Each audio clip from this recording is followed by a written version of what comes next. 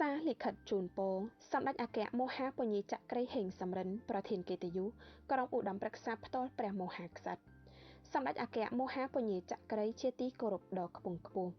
ក្នុងអភិលក្ខតសម័យដ៏បវរសួស្តីសិរីមង្គលវិបុលសុខមហាប្រសើរនៃពិធីបុណ្យចូលឆ្នាំថ្មីប្រពៃណីជាតិខ្មែរឆ្នាំម៉ាសាញ់សប្បស័កពុទ្ធសករាជ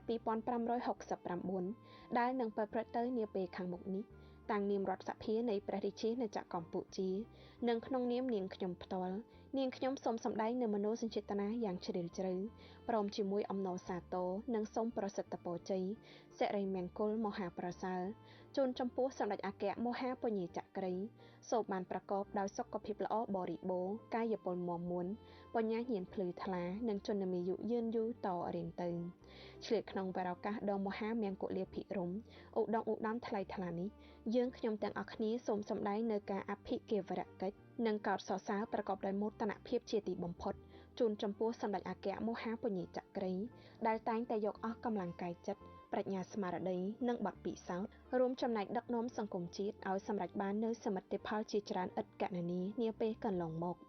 ជាងនេះទៅទៀតសម្ដេចអគ្គមហាពញាចក្រីបានរួមចំណែកយ៉ាងសំខាន់ក្នុងការបំពេញបេសកកម្មជាប្រវត្តិសាស្ត្រអភិវឌ្ឍប្រទេសជាតិឲ្យកាន់តែមានភាពរីកចម្រើនជឿនលឿនខ្លាំងក្លាឈានមុខឡើង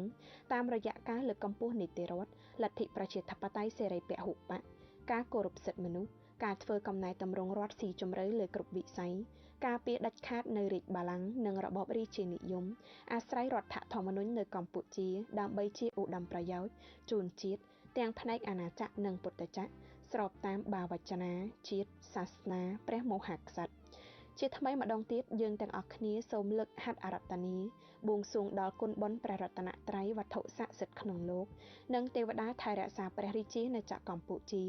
ជាពិសេសទេវតាឆ្នាំថ្មីឆ្នាំម៉ាសាញ់ព្រះនាមកូរិកទេវីសូមជួយប្រោះព្រំសព្វសាធុការពរសិរីសួស្តីជ័យមង្គលវិបុលសុខបវរមហាប្រសើរគ្រប់ប្រការជូនចំពោះសម្ដេចអគ្គមហាពញាចក្រីនិងសម្ដេចធម្មវិសុទ្ធវង្សាព្រមទាំងក្រុមគ្រួសារជាទីស្រឡាញ់សូមបានប្រកបដោយពុទ្ធពរទាំង4ប្រការគឺអាយុវណ្ណៈសុខៈពលៈកុំបីឃ្លៀងឃ្លាតឡើយសូមសម្ដេចអគ្គមហាពញាចក្រីប្រធានកិត្តិយសក្រុមឧត្តមប្រឹក្សាផ្ទាល់ព្រះមហាក្សត្រមេត្តាទទួលនៅគាវរកិច្ចដ៏ស្មោះស្ម័គ្រនិងអភិវឌ្ឍនកិច្ចដ៏ខ្ពង់ខ្ពស់ពីយើងខ្ញុំទាំងអស់គ្នាថ្ងៃសុក្រ7កើតខែចែកឆ្នាំរោងឆស័កពុទ្ធសករាជ2568ធ្វើនៅរាជធានីភ្នំពេញថ្ងៃទី4ខែមេសាឆ្នាំ2025ប្រធានរដ្ឋសភាហត្ថលេខានិងត្រា